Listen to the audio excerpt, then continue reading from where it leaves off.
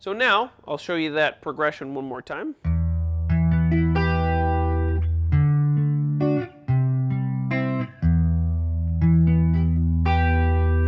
Not that way though, I'll do it one more time, sorry. And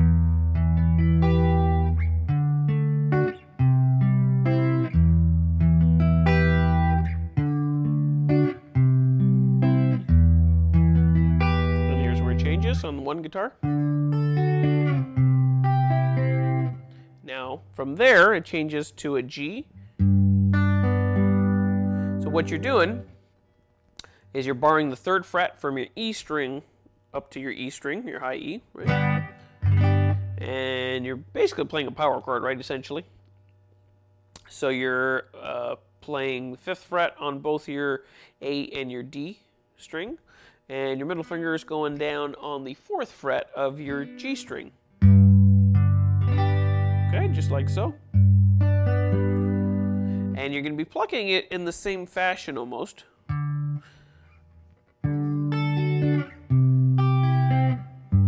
So in that sense that you're playing E, and then B, G, D.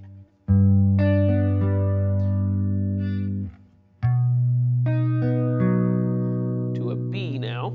Okay, so what you're doing there is, again, you're barring the 2nd fret from your A string to your high E, and you're also barring the 4th fret from your D string to your B string. And that's how you're plucking it too. So you're plucking A, B, G, D.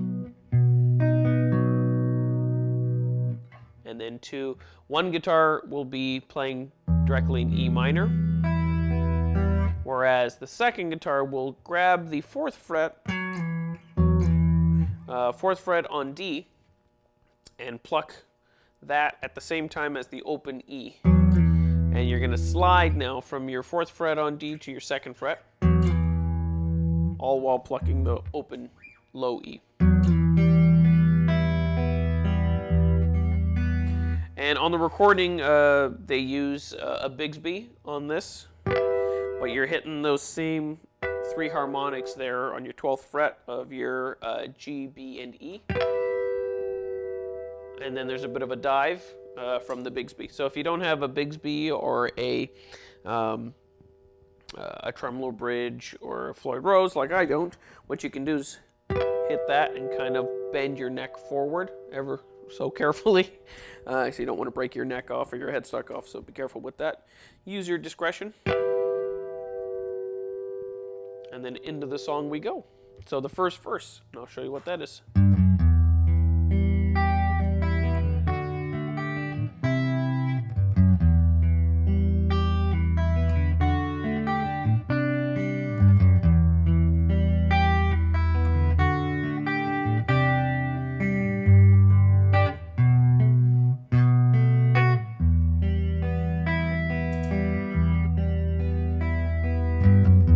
Okay, so the riff usually starts off with that little lick. So it's a bit of a lead-in. So what that is on your low E string, 3, 2, open, into an E minor chord.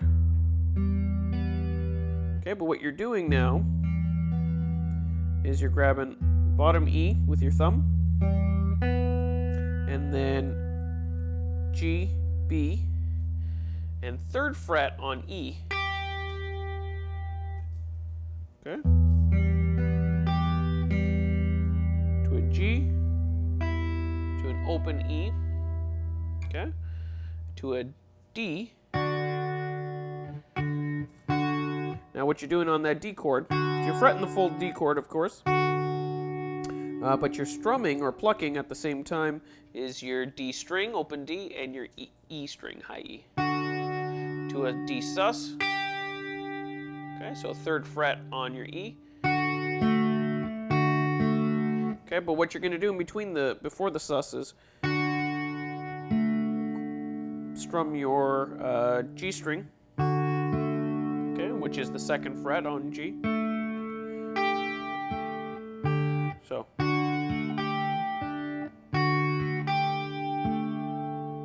Same. So you're going to hit that sus, which is 3rd fret on E. Okay. To a C add 9. But now each time, kind of keep in mind, you're going to be plucking a different string each time you come to this. So it's going to be slightly different each time you get to this C add 9 in the song or in the verse per se. Okay, so the first time around, what you're essentially strumming is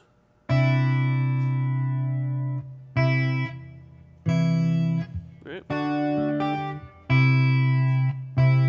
So basically what that is your A string and your open E. Okay, and then you're going to strum your B string after. Sorry. And then you're going to be doing that little lick again. 3, 2, open. All right, so.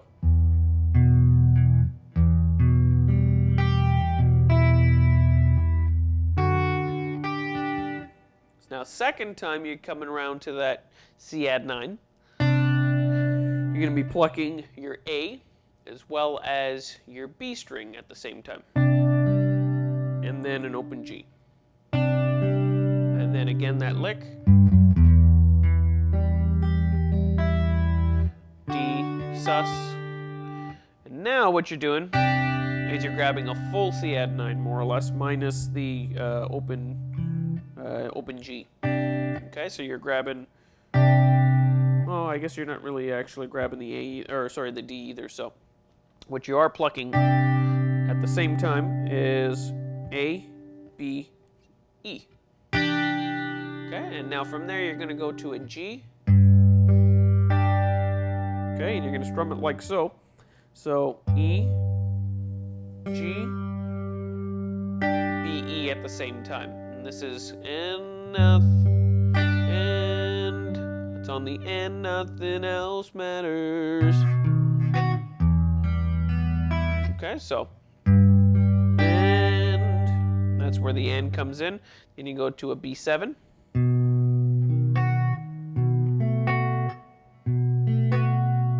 Okay, so and if you don't know what a B7 is, it's essentially you're omitting the E string and you're fretting 2nd string or 2nd fret on A, 1st fret on D, 2nd fret on G, and open B, as well as 2nd fret on E.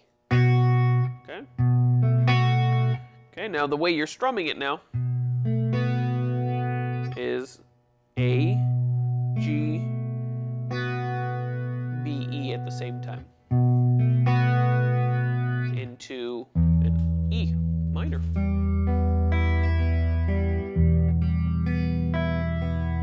Just like so.